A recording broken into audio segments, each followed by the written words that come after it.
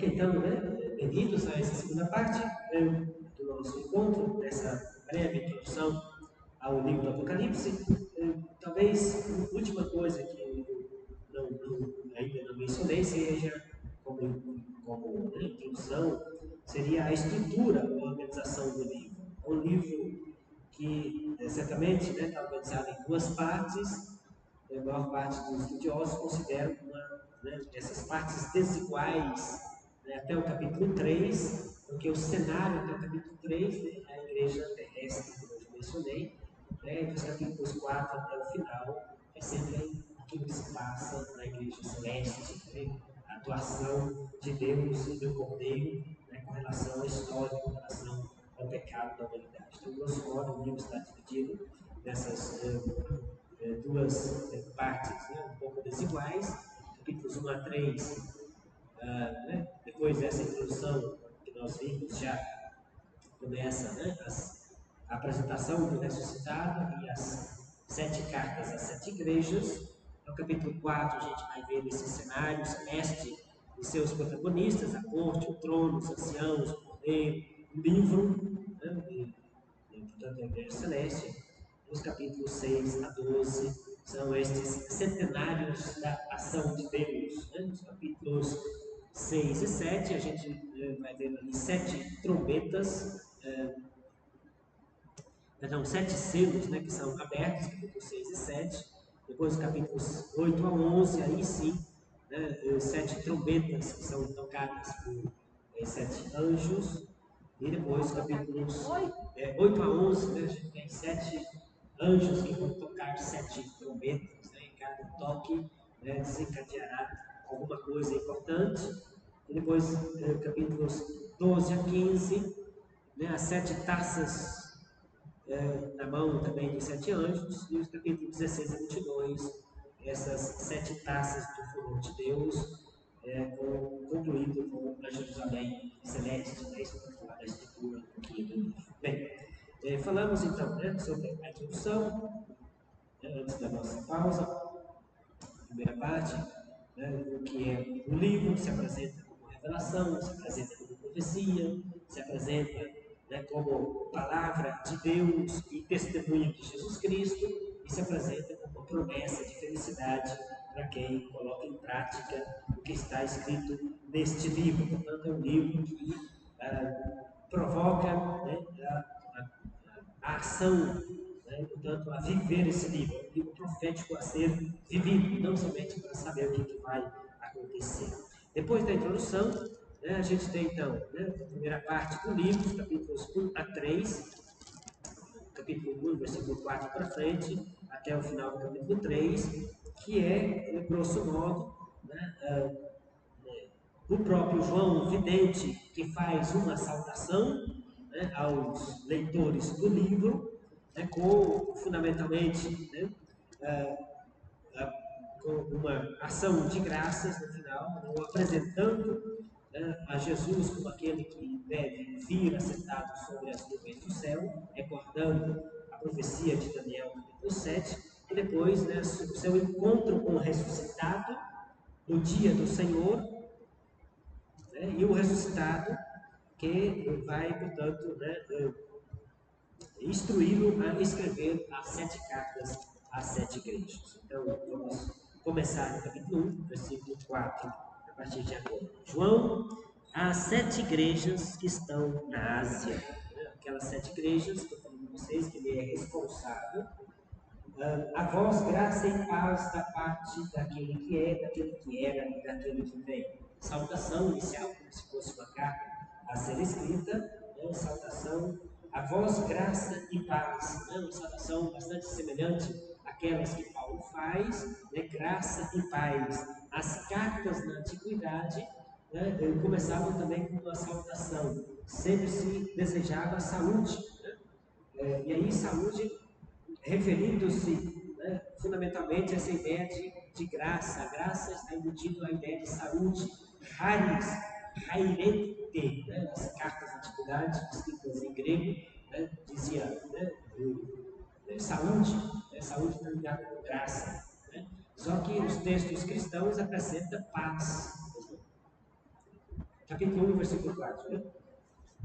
Então, a vós graça e paz, mas não é graça e paz qualquer, não é uma salvação humana, mas é da parte daquele que é, aquele que era e aquele que vem. Essa expressão, né, ela é muito bonita, né, e expressa fundamentalmente, né, a eternidade, né, deste ser, aquele que era, aquele que é e aquele que vem. Então, a dimensão do passado, do presente e do futuro, né? Da parte dos 7 espíritos que estão diante do seu trono e da parte de Jesus Cristo. Esses 7 espíritos que estão diante do seu trono, sempre se menciona o espírito, ou nesse caso, os 7 espíritos, né? E aí a gente começa a mais ou menos entrar na dinâmica simbólica dos números no livro do Apocalipse, né? E 7 tem o símbolo representa a totalidade, a plenitude e a perfeição. Então, os 7 espíritos é a plenitude, é a totalidade do Espírito. Então, dos 7 espíritos que estão diante do seu trono e da parte de Jesus Cristo. E aí, com 3 títulos a respeito de Jesus aqui, mencionado como sendo a testemunha fiel, o primogênito dentre os mortos e o príncipe dos reis da terra. Né? São títulos importantes. Né? Testemunha fiel, testemunha, você sabe como se escreve testemunha grego? Mártir. Né? Mártir, a palavra mártir significa testemunho, né? Ou testemunha. Então, Jesus é chamado de mártir. Então, né? O mártir é aquele que dá a vida, né? Testemunha a verdade até o extremo, se for necessário, né? Com a própria vida. Né? Então, Jesus é chamado de a testemunha fiel. Né? E, portanto, é alguém que testemunhou Deus, testemunhou o rosto de Deus como Pai, né, até o fim, fiel até o fim. Então, Jesus é chamado de a testemunha fiel, portanto, né, mostrando, né, como Jesus foi fiel durante a sua vida, seu ministério e na inauguração do reino de Deus. Depois, o segundo título, o primogênito dentre os mortos. Essa é uma expressão muito bonita. O primeiro a morrer, mas assim, Jesus foi o primeiro, o primogênito é o primeiro, né? Você foi o primeiro, ele foi, né, Caim que matou Abel, né? Então, a ideia de primeiro a morrer que ressuscitou, né? Então, essa é a ideia, primogênito dentre os mortos, ressuscitado. Por quê? Né? E, portanto, a ressurreição de Jesus não é um evento salvífico pelo qual Deus, o Pai, agradou-se do seu Filho e o ressuscitou dos mortos. Não é só isso. A ressurreição de Jesus é o início de um processo histórico salvífico no qual Deus, em seu Filho Jesus Cristo, ressuscita os que creem no seu Filho Jesus. Então, por isso ele é o primogênito, não é o único, é o primogênito. O primogênito é o primeiro de uma sequência de outros. Né? E o livro do Apocalipse vai apresentar a sequência dos mártires, aqueles que lavaram suas vestes no sangue do Cordeiro e que, portanto, estão diante do altar do Cordeiro e, portanto, que também ressuscitaram. Portanto, a testemunha fiel, depois ela é seguida por outros testemunhas fiéis, que são os discípulos de Jesus. E o primogênito dentre os mortos a ressuscitar é seguido pela ressurreição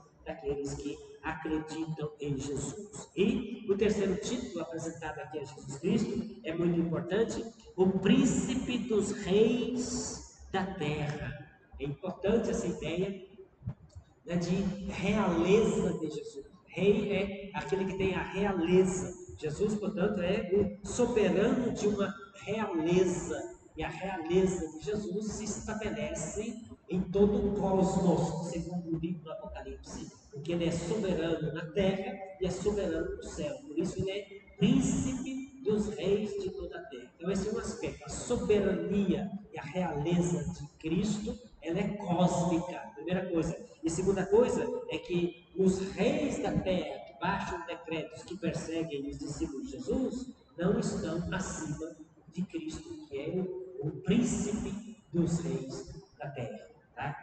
importante mostrar, né, esses títulos de Jesus mostram aspectos importantes a respeito, né, da identidade de Jesus e a sua função na história da salvação, né, e na história definitiva dos cristãos que são martirizados.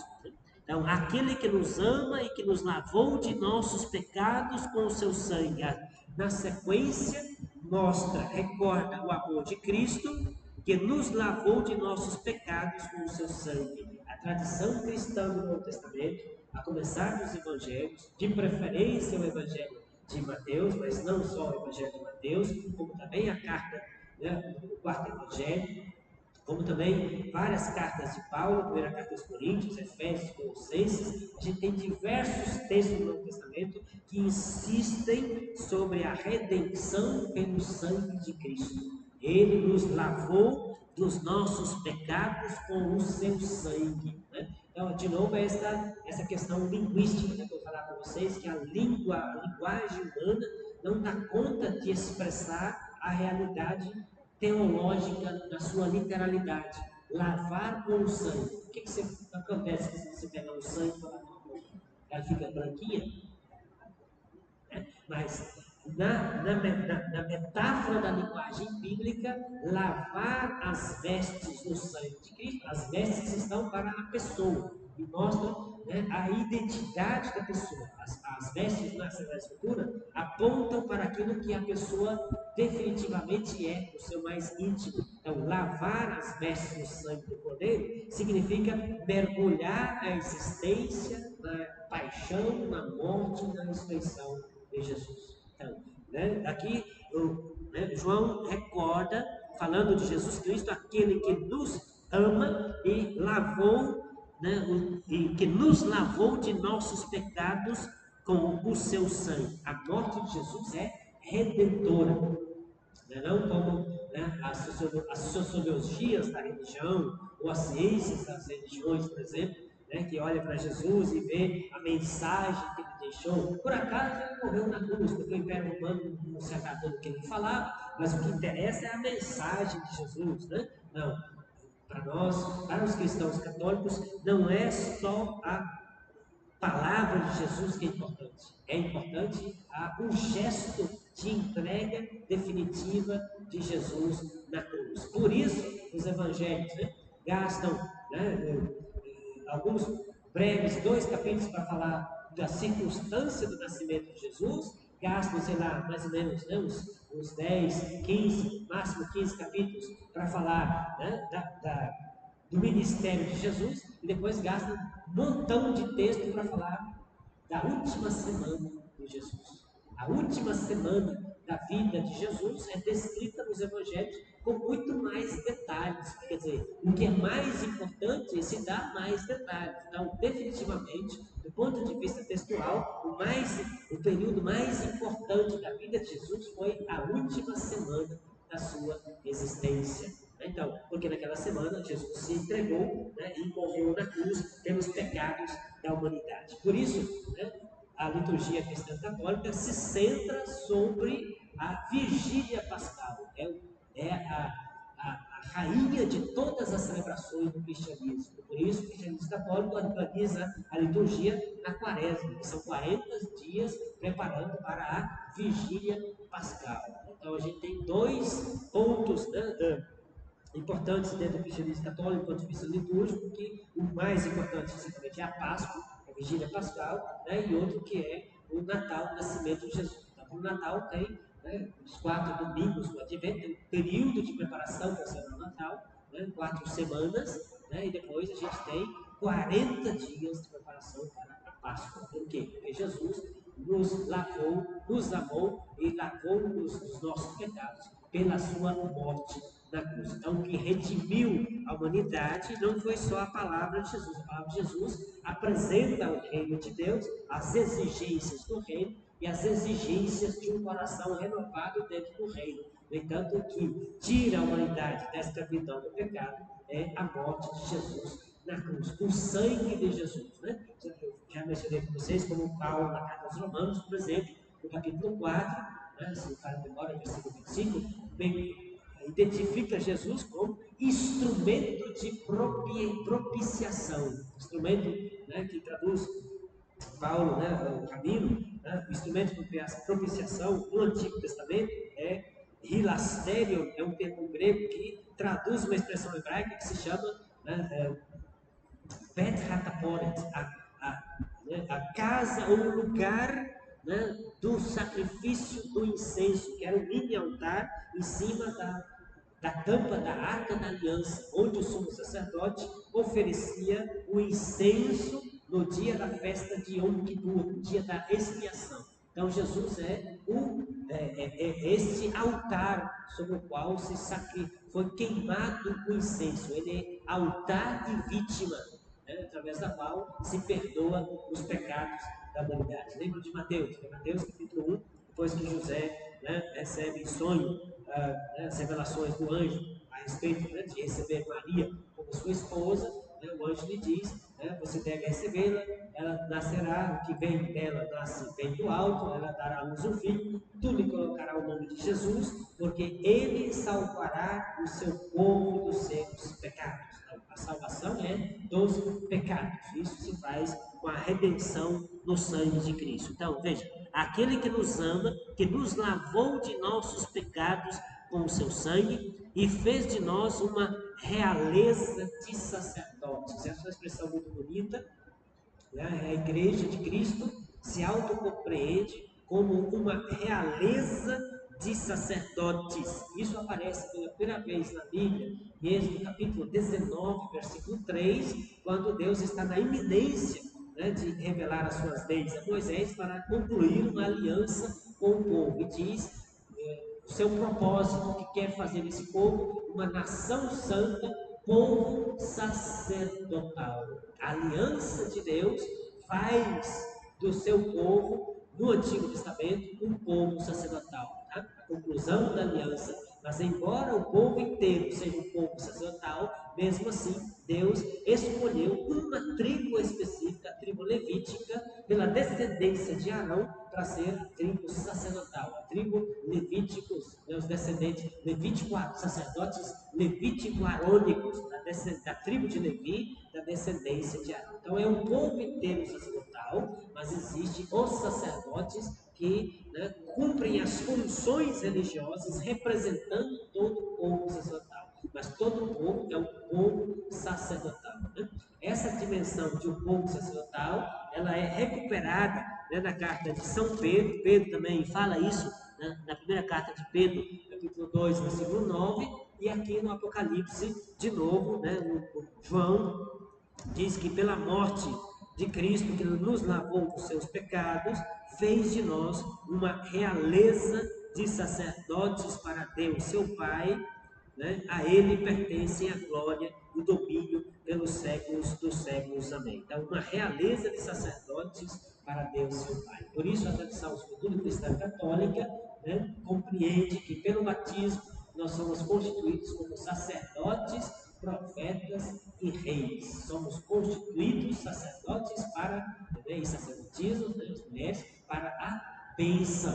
O povo inteiro é um povo sacerdotal. E dentro desse povo sacerdotal, Deus escolhe algum para serem sacerdotes a serviço de um povo sacerdotal. Tá? Mas esta base sacerdotal comum, chamada de sacerdócio universal dos fiéis, né, é uma dimensão muito bonita, né, que tem base nesses três textos da Bíblia. No Êxodo capítulo 19, né, versículo 3 e 4, né, a primeira carta de Pedro, capítulo 2, versículo 9, e aqui esse texto do Apocalipse. Né, isso, né,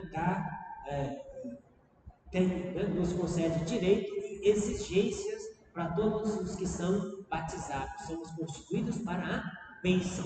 Por isso nós, né, somos ainda hoje zelosos, né, dessa tradição da bênção. O pai, a mãe, né, o vô, a avó tem o direito e o dever de abençoar filhos e netos. Tá? Então é isso que nós normalmente ensinamos. Né? Nossas crianças, né, a criança chega, oi vó, oi não, benção. A gente foi ensinado assim, né? A gente ensina assim, de geração em geração, isso tem base bíblica. Nós somos configurados como somos um povo sacerdotal para a bênção.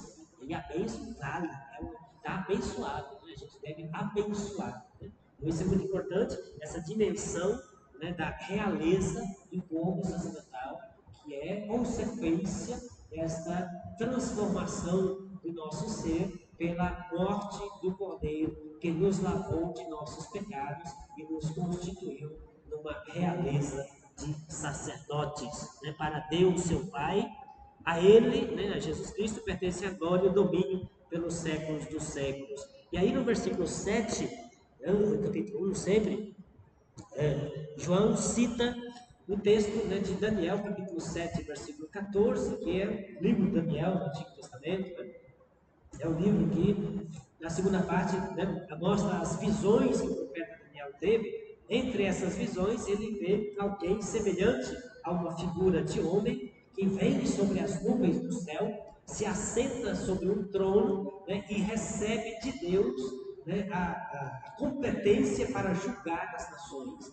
Na tradição bíblica do Antigo Testamento, né, é prerrogativa divina julgar as nações, como também só Deus pode passear por cima das nuvens. São dois atributos de Deus: aquele, né, que passa sobre as águas e os seus rastros não são vistos, como é mencionado nos Salmos, né, e aquele que caminha sobre as nuvens dos céus. Tá? Então, esse ser misterioso da visão do profeta Daniel, capítulo 7, versículo 13, aponta para alguém que tem prerrogativas divinas, né? E ele é apresentado como o filho do homem. Daniel, capítulo 7, via alguém como um filho do homem, que vem sobre as nuvens do céu para sentar-se sobre o trono e julgar as nações. Jesus se apresentou como o filho do homem.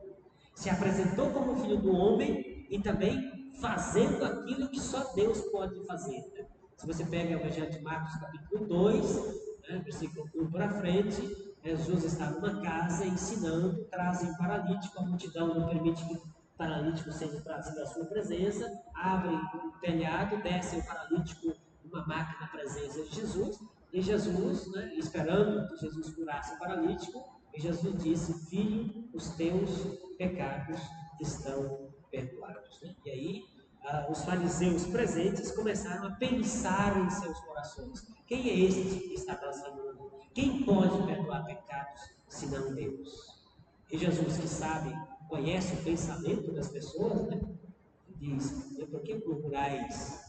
Né? E vai depois demonstrar-se: para que saibais, né, que o filho do homem, para que saibais que o filho do homem, que filho do homem é esse? Que, né, é o filho do homem que tem prerrogativas divinas, como está na visão de Daniel, capítulo 7, versículo 13, para que saibais que o filho do homem tem poder na terra de perdoar pecados, disse ao paralítico: levanta, toma a tua cama e vai para casa. Então, né, a cura que é visível, né? Curar o paralítico é visível. O cara está paralítico, depois levanta e anda. Isso é visível. É sinal externo do poder, né, invisível de curar os pecados que não se veem.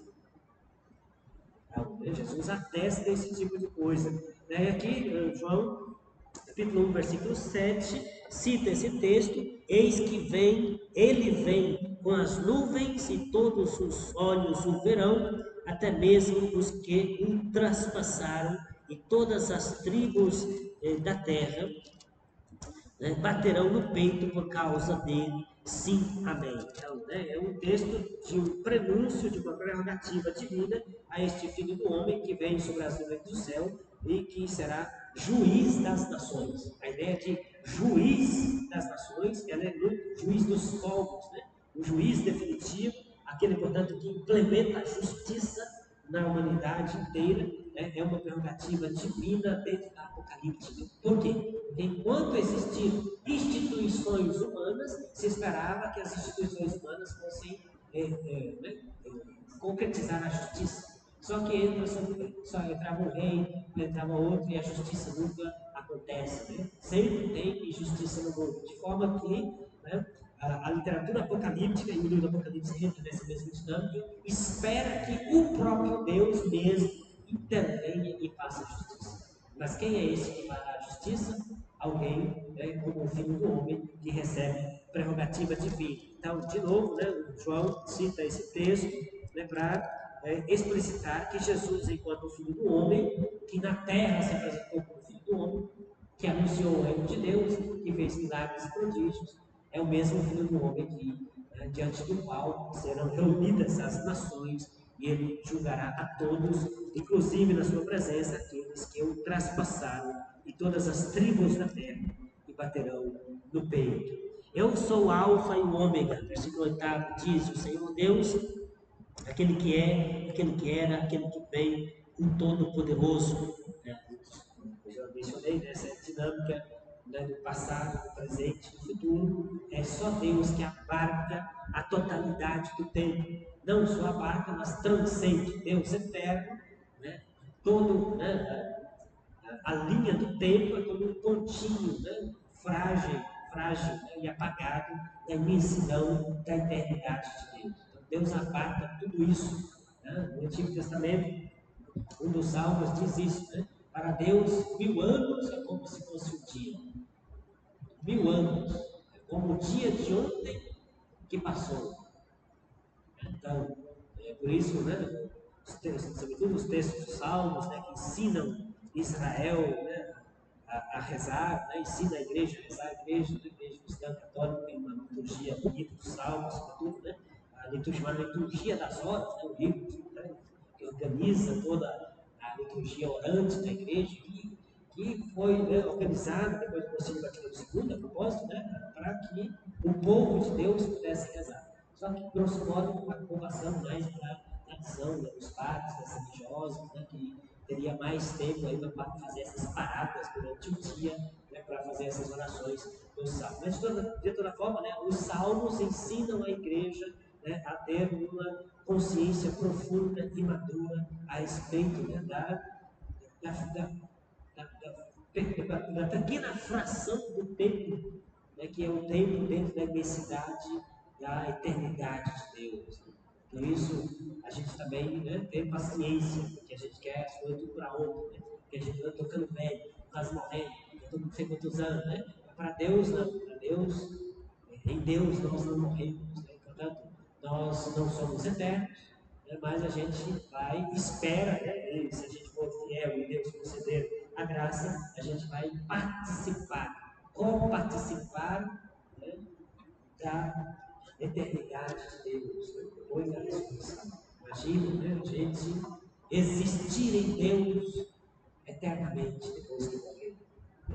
E pensa na imensidão incomensurável, infinita e eterna de Deus, que é novidade, portanto, a gente na plenitude de todas as nossas capacidades, no máximo da potencialidade de felicidade eternamente dessa vida feliz. É isso que a gente espera do reino eterno definitivo, e as imagens bíblicas apontam para isso, para essa dinâmica. Então, Deus, aquele que era, aquele que é, aquele que vem. Eu sou o Alfa e o Ômega.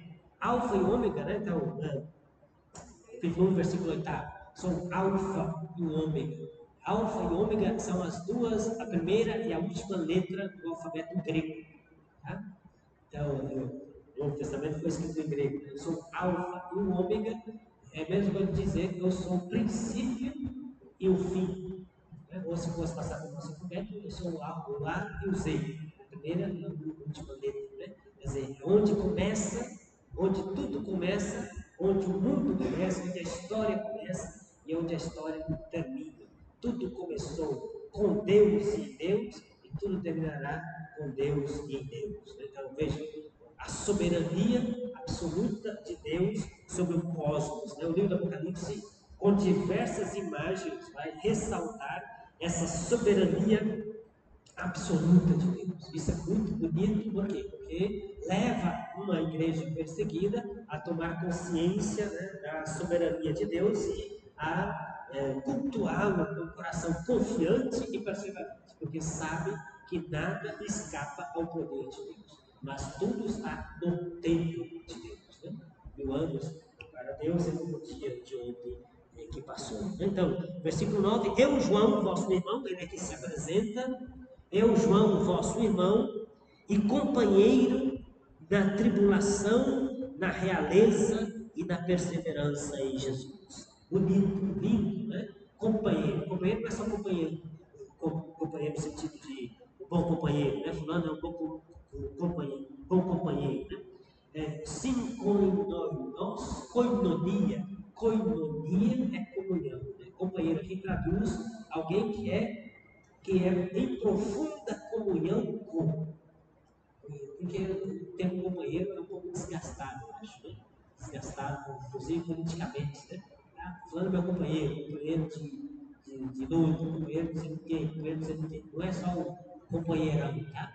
Aqui, você parece sindicalista, né? Tá? O texto grego tem na raiz o termo koinonos, koinonia, comunhão, koinonos, comunhão com, aquele que é profunda comunhão com. Não sei nem se fosse trocar companheiro, não sei outro termo, né? Que seria melhor, né? Mas o significado é esse, né? Aquele que está em profunda e interna comunhão com. Então, ele que é, né? João, que vai descrever logo em seguida, que está exilado na ilha de Patmos, né? Ele está em profunda união, né? Com a igreja e com todos aqueles que sofrem. Todos aqueles que sofrem. Então, eu, em profunda comunhão convosco, vamos dizer assim, né? Essa comunhão na tribulação, na realeza e na perseverança. Olha as três dimensões da comunhão que ele tem com toda a igreja, né? Comunhão na tribulação, portanto, né, nos sofrimentos, portanto, se a igreja sofre, ele está em comunhão, portanto, sofre também. Né? Se a igreja é perseguida e sofre, está na tribulação, ele está atribulado também. E, portanto, né, na tribulação, na realeza traduz aqui basileia, quando Jesus diz, o reino de Deus está em vós, é o termo basileia. Então, é comunhão no reino. Comunhão no reino de Deus. Então, isso é muito importante a gente entender que, né, a gente que crê em Jesus, estamos em profunda comunhão uns com os outros pelo vínculo que temos dentro do mistério do reino de Deus inaugurado por Jesus. É por isso, né? E dos três termos, o que está no meio é o mais central, essa comunhão do reino, né? Então, essa comunhão do reino nos faz comunhão, né? Nos torna companheiros, né? No sentido de ter comunhão com os demais na tribulação, no sofrimento, né? E também na perseverança. A última coisa, né? Perseverança, comunhão na perseverança de Jesus.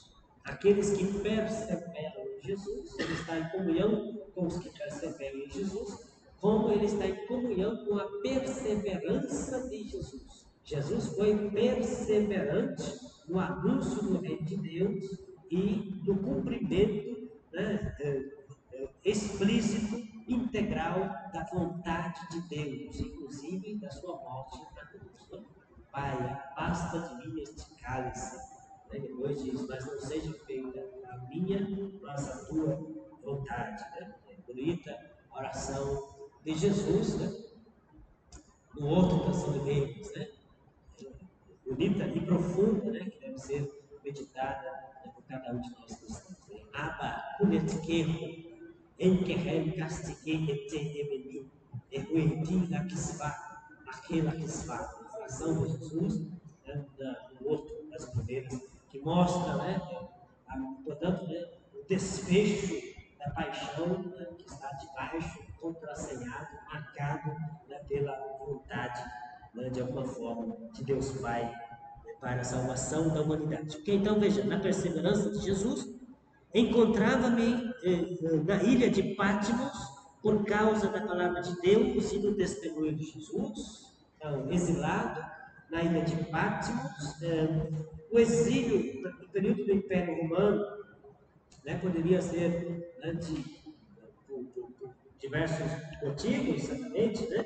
Existia um tipo de, né, chamado de damnatio ad metalla, que era uma condenação para trabalhar nas minas, E aí a gente não sabe, né, se João recebeu esse tipo de pena do Império Romano, né, damnatio ad metallam, que é uma condenação para trabalhar nas minas. Ao que tudo indica, a ilha de Patmos não tinha minas, né, então provavelmente talvez não seja essa. Existia a chamada deportatio in insulam, a deportação para a ilha, que era uma pena, portanto, né, um prisioneiro, como era Alcatraz, né, aquelas prisões que usavam ilhas para os prisioneiros não escapar. Essas penas quase sempre eram, né, consequências da perda da cidadania da pessoa e, ao mesmo tempo, né, quase sempre eram penas perpétuas. Se questiona e se pergunta, será que João tinha uma pena dessa natureza, de deportácio insulam, isso é, né, de alguém que perdeu os seus direitos e que, né, está aprisionado até a morte na ilha de Patmos e, portanto, teria vivido lá até a sua morte nessa ilha? É uma possibilidade. Ou então uma relegatio insulam, que seria uma espécie de pena temporal, né, para ficar durante um período na ilha por conta, né, de algum possível, né, crime ou alguma coisa parecida. Então a gente não sabe exatamente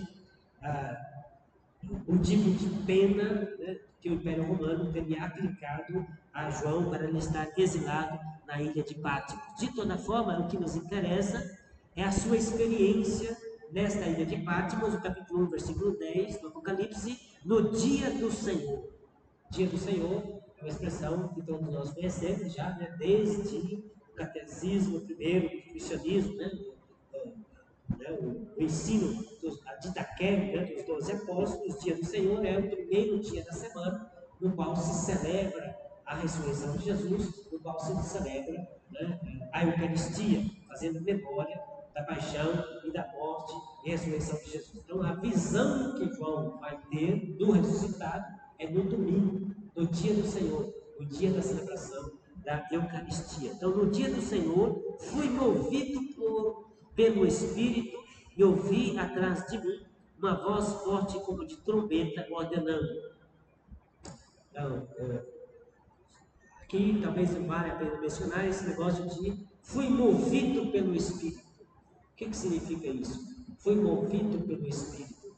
Provavelmente, né, se trata do Espírito Santo, que move o apóstolo. O Apocalipse, como eu já mencionei, menciona o Espírito Santo com muita frequência, né, porque esta voz, ele que está sendo movido por Espírito, escuta esta voz que lhe diz: escreve o que vês no livro e envia às 7 igrejas. Então, 7 igrejas que são mencionadas aqui, uma por uma: Éfeso, Esmirna, Pérgamo, Tiatira, Sardes, Filadélfia e Laodiceia. Então, a voz que manda ele escrever uma mensagem às 7 igrejas, e ele está movido pelo Espírito. E nas cartas às 7 igrejas, sempre se conclui assim: quem tem ouvidos para ouvir, ouça o que o Espírito diz às igrejas. Então, movido pelo Espírito pode ser movido pelo Espírito Santo, né? Ou então, literalmente, né, eu me achei em espírito. Então, poderia ser uma experiência, quem sabe, né, de êxtase, né? Quer dizer, entrou em êxtase no espírito, algo parecido, né? Vocês sabem, a segunda carta aos Coríntios, né, no capítulo 12, né, nos primeiros versículos, versículo 1 a 4, Paulo fala de uma sua experiência de êxtase no espírito. Então, pode ser que no dia da celebração da Eucaristia, ele em Patmos, talvez, né, como apóstolo, se é o caso, celebrou a Eucaristia, né, e depois entra nessa experiência de êxtase do Espírito Santo. É outra possibilidade. Outros falam do Espírito profético, visto que o livro é um livro profético, então ele estaria, né, sendo movido pelo Espírito profético. Ou seria o Espírito humano? Encontrei-me no meu Espírito, um estado de meditação profunda, menos provável. Tá? Aqui, como no contexto do Apocalipse, mais provável se trata do Espírito de Deus que o move, né, e ele, portanto, né, vai ter essa experiência. Quando ele se volta, no versículo 12, para ver com a voz que ele falava, ao voltar-me, vi 7 candelabros de ouro, e no meio dos candelabros, 7 candelabros. Candelabros, vocês sabem, né? Aquela estrutura para colocar as velas que eram colocadas, inclusive na tradição judaica, né? 2 candelabros eram colocados dentro do Santo dos Santos, né? Do lado da Arca da Aliança. Então, o candelabro é sinal, né? Do altar onde é celebrada a presença do próprio Deus. Tá? Então, suporte de velas, né? Também 7 velas, etc. Os candelabros. Então, ele, ao voltar, viu 7 candelabros de ouro.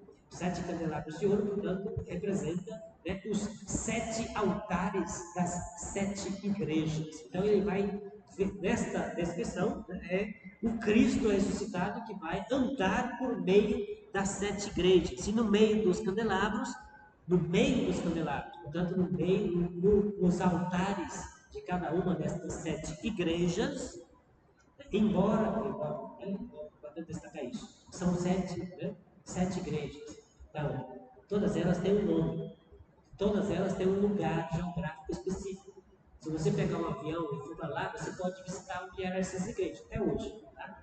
Mas, de novo, o livro do Apocalipse é um livro também simbólico. Então, são estas 7 igrejas específicas, escreve para estas 7 igrejas, mas 7 é o número da totalidade. Portanto, é todas as igrejas de Cristo. Então, o Apocalipse é descrito não só para 7, inicialmente para 7 igrejas, mas implica a totalidade das igrejas que celebram Cristo. Então, no meio dos candelabros, alguém semelhante a um filho do homem. De novo, a expressão filho do homem, recordando aquilo que é Daniel capítulo 7, versículo 13, vestido com túnica longa e cingido à altura do peito com um cinto de ouro. São vestes sacerdotais. No dia do Senhor, dia da celebração da Eucaristia, João, né, movido pelo Espírito, tem uma experiência na qual ele vê as 7 igrejas, que tem 7 representadas por 7 candelabros de ouro, né, portanto, os altares da igreja, onde se adora a Deus, vê a presença do Filho do Homem no meio dos candelabros. Né? Então, veja, o Cristo ressuscitado, vestido com vestes longas e com este cinto de ouro, né? Veste típica sacerdotal. Cristo, portanto, é aquele quem celebra no dia do Senhor. Então, isso é importante, porque a tradição cristã católica, né, entende que o ministro dos sacramentos, em última instância, é Jesus Cristo. Né? O documento, né, sobre a liturgia do Concílio Vaticano II diz que, né, quando se lê os evangelhos, é Cristo que fala, né, durante a missa. Né? Quando o padre abençoa as oferendas, é Cristo quem abençoa. Portanto, a, né, transubstanciação do pão, enfim, do corpo e sangue de Jesus é o ressuscitado quem celebra a Eucaristia. Então, essa consciência muito importante, né, que a igreja tem, com base nesses textos, de um Cristo, né, com vestes sacerdotais, né, que passeia por entre os 7 candelabros de ouro, portanto, né, nos altares da igreja que celebram a Eucaristia. Os cabelos da sua cabeça eram brancos como lã, né, como lã branca. Lã representa a cor branca, tem toda uma. Né, as cores do Apocalipse, todas elas indicam, né, são simbólicas também. Né? A cor branca indica pureza, indica eternidade. Tá? Então, né, normalmente Deus, né, quando se descreve Deus, cabeça branca, etc.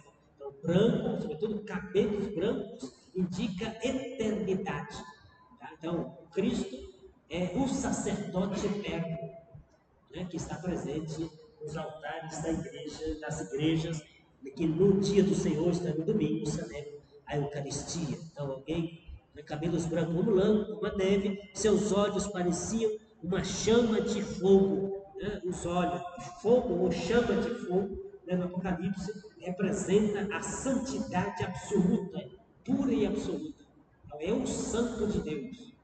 Os olhos flamejantes de fogo representam a pureza e a santidade absoluta né? Os pés tinham o aspecto do bronze quando está incandescente no fogo, né?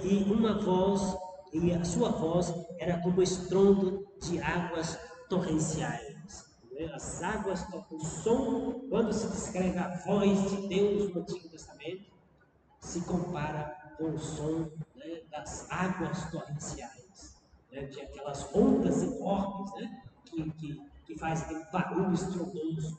Qual garganta pode fazer barulho de uma onda daquela? Então, a voz de Deus no Antigo Testamento, ela é representada simbolicamente, né, pelo estrondo das águas torrenciais. Então, de novo, para identifica, né, Jesus com esta como aquele que tem a totalidade da divindade, da eternidade de si mesmo, e que, como sacerdote, está nos altares da igreja, quando se celebra a Eucaristia. Na mão direita ele tinha 7 estrelas. As 7 estrelas é outro símbolo, né, juntamente com os 7 castiçais, os 7 candelabros. Os 7 candelabros indicam os altares das igrejas, e as estrelas indicam as próprias igrejas. Então, Cristo tem na mão a sua igreja. As 7 é a totalidade, né? Tem na mão 7 estrelas, que representam as 7 igrejas ou a totalidade da igreja. Portanto, a igreja de Cristo não é que Cristo morreu, ressuscitou, ascendeu, foi para o céu e agora está lá no céu fazendo festa e deixou nós aqui na igreja pelejando, né? E depois no final vê o que faz. Não, o Cristo tem na mão as 7 estrelas. Né? Então, a igreja de Cristo é conduzida pelo próprio Cristo e as celebrações, os sacramentos, né, sobretudo o dia do Senhor, a Eucaristia, ela é presidida pelo próprio Cristo, sumo sacerdote. Então veja seu encontro com o ressuscitado. Sua face, não, antes da face, versículo 16, 7 estrelas, da sua boca saía uma espada afiada com 2 gumes, boca e espada afiada. Quando no capítulo 49 do livro de Isaías, tem o segundo cântico do servo sofredor. E o servo sofredor, capítulo 42 tem o primeiro cântico, 49 o segundo cântico do servo sofredor. No segundo cântico, ele responde: ele fez da minha boca como uma espada afiada de 2 gumes. 2 gumes significa o quê? Corta dos 2 lados, né? Corta em cima e embaixo. Então, a espada afiada de 2 gumes, que corta os 2 lados, é uma metáfora bíblica recorrente no Antigo Testamento para falar do poder da palavra de Deus. Né? A palavra de Deus tem poder. Então, o Cristo, de cuja boca saiu uma espada afiada com 2 gumes. Então, o Cristo que fala a palavra de Deus na igreja. A celebração na igreja é a celebração presidida pelo Cristo sumo sacerdote, que passeia por meio dos 7 candelabros. Sua face era como o sol, como brilha quando brilha com todo o seu esplendor. O sol significa, né, a divindade, a pureza, né, a santidade total. Ao vê-lo cair como morto aos seus pés, ele, porém, colocou a mão direita sobre mim, assegurando: não temas, eu sou o primeiro e o último, o vivente, estive morto, mas eis que estou vivo pelos séculos dos séculos. Então, a vitória de Cristo, e tenho as chaves da morte e do Hades. É um Cristo que, né, tem a chave da porta, a porta da morte, né, foi destrancada. A morte tinha um poder sobre a humanidade. Né? A ressurreição de Cristo, né, foi essa chave de abertura do caixão. Quem pode levantar-se do túmulo? Quem pode fazer levantar do túmulo? Aquele que por primeiro ressuscitou, o primeiro e o último. Estive morto, mas eis que agora estou vivo para sempre. Eis que tenho as chaves da morte. Então, a igreja está sendo perseguida. Muitos mártires correndo por causa de Cristo. Cristo garante, que ele tem as chaves da morte na sua mão. Portanto, ele abre as portas que a morte fecha com o seu trabalho. Escreve, versículo 19: pois o que viste, tanto as coisas presentes como as que deverão acontecer depois destas. Então, o livro já fala dessa dinâmica, né, que eu falei, né, no primeiro momento do nosso encontro, isto é, a dinâmica do tempo presente e do tempo futuro. Né? Escreve o que vai acontecer do tempo presente e depois destas. Quanto ao mistério das 7 estrelas que viste em minha mão direita, e aos 7 candelabros de ouro. As 7 estrelas são os anjos das 7 igrejas, e os 7 candelabros são as 7 igrejas. Então ali já dá uma explicação, né? 7 candelabros, as 7 igrejas, e as 7 estrelas são, né, são 7 anjos. Estes anjos aqui, 7 estrelas, 7 anjos da igreja, provavelmente são os responsáveis por estas 7 igrejas, né?